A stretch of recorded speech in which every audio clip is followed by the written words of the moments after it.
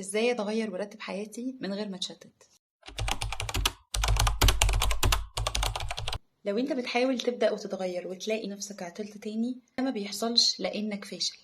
انا هقولك بيحصل ليه. ده بيحصل لانك بتحاول تغير كل حاجة مع بعض.